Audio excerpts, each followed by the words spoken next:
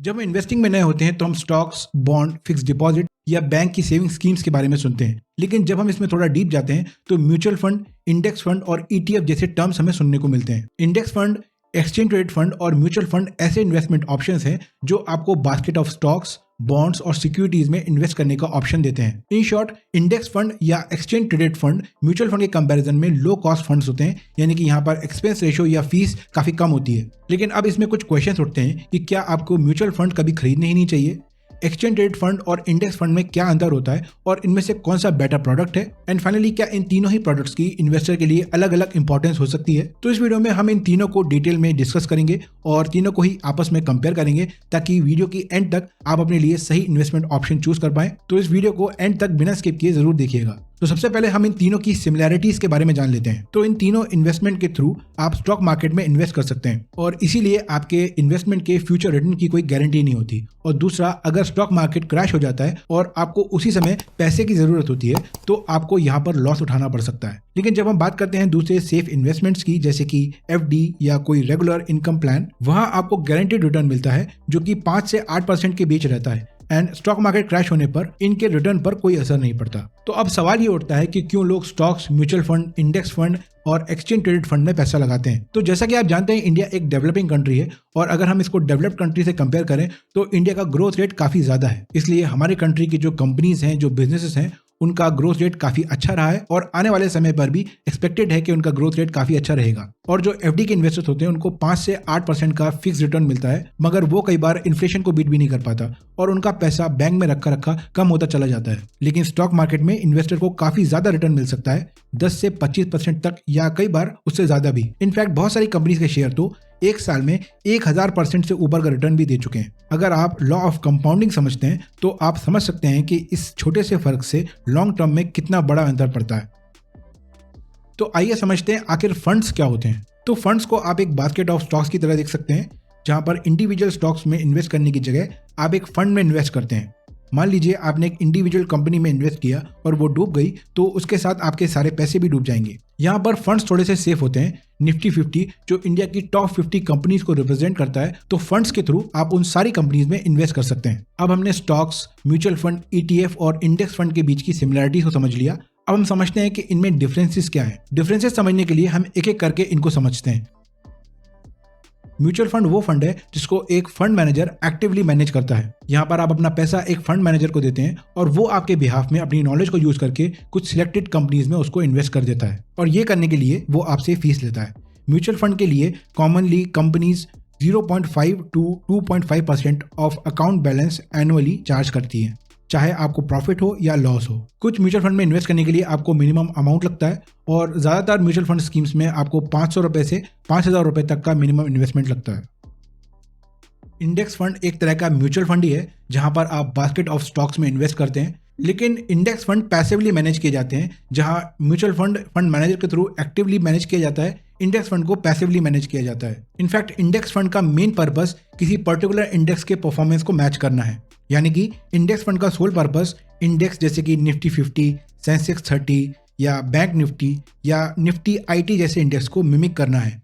जैसे mutual fund को एक फंड मैनेजर मैनेज करता है, इंडेक्स फंड को कंप्यूटर मैनेज करता है और इसी वजह से इंडेक्स फंड की फीस म्यूचुअल फंड के कंपैरिजन में काफी कम होती है। एवरेज फीस यहाँ पर 0.1% टू 0.3% होती है। मान लीजिए अगर कोई कंपनी निफ्टी 50 से बाहर हो जाती है तो कंप्यूटर ऑटोमेटिकली उसको बास्केट से रिमूव कर देता है और उसके रिप्लेसमेंट को आपके पोर्टफोलियो में ऐड कर देता है। इंडेक्स फंड के रिटर्न उसी रेट से ग्रो होते हैं जिस रेट से कोई स्पेसिफिक इंडेक्स ग्रो होता है। जैसे पिछले 40 साल के रिकॉर्ड को देखें तो सेंसेक्स 15 to 16% ग्रो हुआ है, तो आपको इंडेक्स फंड लेने पे उतना ही रिटर्न मिलता है।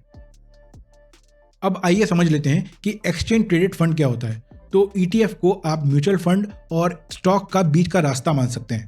ईटीएफ भी इंडेक्स फंड की तरह किसी इंडेक्स को फॉलो करता है। तो अब क्वेश्चन ये है कि ईटीएफ और इंडेक्स फंड में क्या मेजर डिफरेंस है। जैसे हमने जाना कि इंडेक्स फंड पैसिवली मैनेज किया जाता है, ईटीएफ जो है यहाँ पर बोथ एक्टिवली और पैसिवली मैनेज हो सकता है। दूसरा बड़ा डिफरेंस ये है कि मान लीजिए एक इंडेक्स फंड या फिर म्यूचुअल फंड 1000 करोड़ रुपए से चालू हुआ तो उसका एसेट अंडर मैनेजमेंट 2000 करोड़ भी हो सकता है और बढ़ते बढ़ते 5000 करोड़ भी हो सकता है। लेकिन ईटीएफ में एसेट अंडर मैनेजमेंट जो है वो फिक्स होता है। एक बार जब पैसा आ जाता है तो फिर उसके बाद पैसा बढ़ता नहीं है। तो मान लीजिए ETF लॉन्च होने के बाद एक बार 1000 करोड़ रुपए आ गए तो वहीं पर वो लॉक हो जाता है और एसेट अंडर मैनेजमेंट वहीं पर क्लोज हो जाता है। ETF के फंड की एक वैल्यू होती है जिसे इन्वेस्टर को डिस्ट्रीब्यूट कर दिया जाता है और फिर इसकी ट्रेडिंग होती है, जैसे कि स्टॉक की ट्रेडिंग होती है। जैसे आप डीमैट के थ्रू स्टॉक्स में ट्रेडिंग कर सकते हैं, वैसे ही आप डीमैट के थ्रू ETF में भी ट्रेडिंग कर सकते हैं। ETF ब्रॉडली 3 टाइप के होते हैं, इक्विटी ETF, डेट या बॉन्ड ETF और तीसरा गोल्ड ETF। तो तीनों में थोड़े और बेसिक डिफरेंसेस हैं, आइए समझ लेते हैं।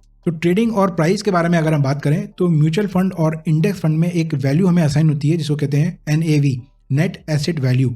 और नेट एसेट वैल्यू जितनी बढ़ती जाती है उतनी हमारी ग्रोथ रहती है, उतने ही हमारे रिटर्न्स होते हैं। और अगर हम ETF की बात करें तो जो रिटर्न है हमारे वो रियल टाइम में हमें देखने को मिलते हैं। जिस तरीके से ट्रेडिंग होती है उस तरीके से उसके रिटर्न बढ़ते हैं या कम होते हैं। एक्सपेंस रेशियो की बात करें तो म्यूचुअल फंड का हमने डिस्कस कर लिया है कि हाईएस्ट है, इंडेक्स फंड का जो है वो म्यूचुअल फंड से काफ़ी कम है और ETF का इन तीनों में लोएस्ट है।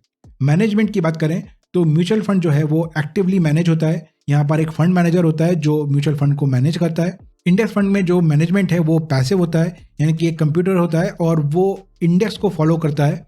जिस तरीके से इंडेक्स बढ़ता है तो उसी तरीके से इंडेक्स फंड है वो भी ग्रो होता है, जितना वो कम होता है इंडेक्स फंड भी उतना ही कम होता है। ETF यहाँ पर थोड़ा सा अलग है, यहाँ पर आप एक्टिवली और पैसिवली दोनों मैनेज कर सकते हैं। लिक्विडिटी की बात करें तो म्यूचुअल फंड और इंडेक्स फंड दोनों की लिक्विडिटी काफ़ी हाई रहती है, आप कभी भी अपने पैसे को विड्रॉ कर सकते हैं।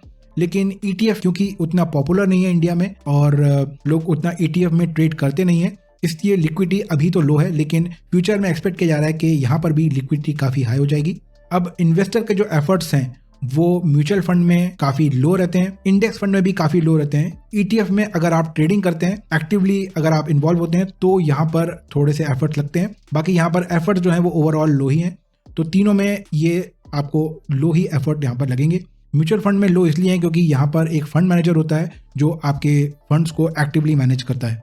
ट्रांसपेरेंसी की बात की जाए तो ETF में हाई ट्रांसपेरेंसी है, जिस तरीके से ट्रेडिंग होगी जिसकी वजह से उसका प्राइस बढ़ेगा वो आपको रियल टाइम में दिख पाएगा। इंडेक्स फंड में भी हाई ट्रांसपेरेंसी है, जितने इंडेक्स ग्रो होंगे उस हिसाब से आपका जो ग्रोथ होगा वो आपको पता होगा। लेकिन म्यूचुअल फंड में ट्रांसपेरेंसी यहाँ पर थोड़ी सी लो होती है क्योंकि आप यहाँ पर किसी और को अपना पैसा देके उसको एक्टिवली मैनेज करने के लिए उसको परमिशन देते हैं। तो ट्रांसपेरेंसी इन तीनों को अगर कंपेयर किया जाए तो म्यूचुअल फंड में लोएस्ट होती है। इंडिया में म्यूचुअल फंड के बाद ETF ही मोस्ट पॉपुलर इन्वेस्टमेंट ऑप्शन है क्योंकि ETF की जो फीस है, जो एक्सपेंस रेशियो है वो यहाँ पर इंडेक्स फंड से भी कम है।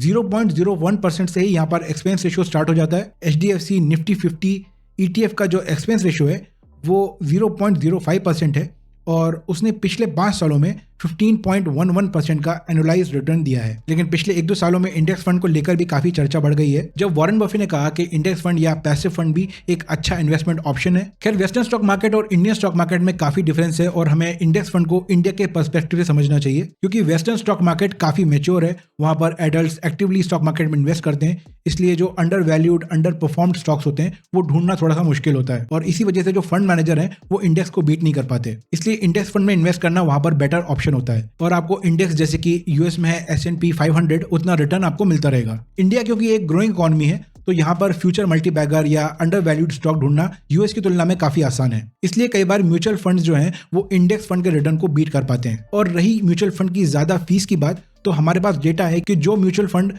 स्मॉल कैप और मिड कैप स्टॉक्स में इन्वेस्ट करते हैं वो अपने फीस को जस्टिफाई करने में सक्सेसफुल हो पा रहे हैं। अब क्वेश्चन ये उठता है कि आपको इन तीनों में से कहां पर इन्वेस्ट करना चाहिए। अगर आप स्टॉक मार्केट में नए हैं, आप बिगिनर हैं और आपके पास टाइम और एक्सपीरियंस की कमी है तो इंडेक्स फंड में इन्वेस्ट करना आपके लिए बेस्ट ऑप्शन रहेगा। पिछले 5 सालों में सेंसेक्स की परफॉर्मेंस देखें तो 2019 में ये 35,000 पर था और देखते देखते आज सेंसेक्स 60,000 तक पहुंच चुका है। तो अगर आपको SIP यानी कि थोड़े थोड़े पैसे लगाने हैं तो आपके लिए इंडेक्स फंड बेस्ट ऑप्शन होगा। और अगर आपको लॉन्ग टर्म के लिए लमसम पैसा लगाना है यानी कि ढेर सारा पैसा एक साथ लगाना है तो आपको यहाँ पर ETF चूज करना चाहिए, वो आपके लिए बेटर ऑप्शन होगा क्योंकि ETF में आप SIP नहीं कर सकते। रही बात म्यूचुअल फंड की, तो आप यहाँ पर शॉर्ट टू मीडियम टर्म के लिए वहां पर इन्वेस्ट कर सकते हैं, लेकिन लॉन्ग टर्म में एक्स्ट्राऑर्डिनरी रिजल्ट आपको मिल जाए ये एक्सपेक्ट करना थोड़ा सा गलत होगा क्योंकि जो ETF है उसका जो AUM है, जो एसेट अंडर मैनेजमेंट है, वो तो फिक्स होता है, लेकिन म्यूचुअल फंड में एसेट अंडर मैनेजमेंट फिक्स नहीं होता।